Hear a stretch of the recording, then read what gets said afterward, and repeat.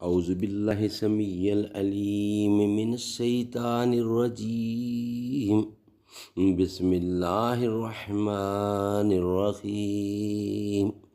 وَإِذْ يَرْفَعُ إِبْرَاهِيمُ الْقَوَاعِدَ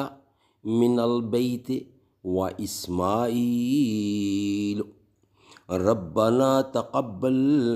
مِنَّا إِنَّكَ أَنْتَ السَّمِيعُ الْعَلِيمُ۔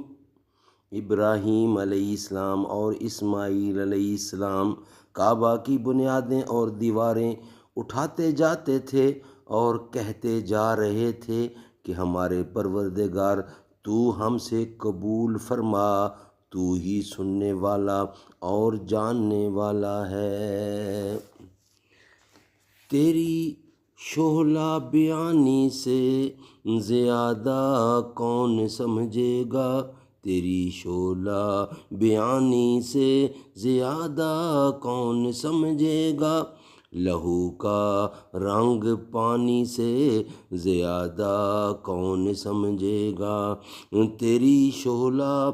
بیانی سے زیادہ کون سمجھے گا، لہو کا رنگ پانی سے زیادہ کون سمجھے گا۔ او جی قدرت کی لاٹھی میں کہاں آواز ہوتی ہے، او جی قدرت کی لاٹھی میں کہاں آواز ہوتی ہے، یہ باتیں حکمرانوں سے زیادہ کون سمجھے گا، یہ باتیں حکمرانوں سے زیادہ کون سمجھے گا، تیری شعلہ بیانی سے زیادہ کون سمجھے گا۔ منصفوں سے کہاں بھلا ہوگا، اہل منصف سے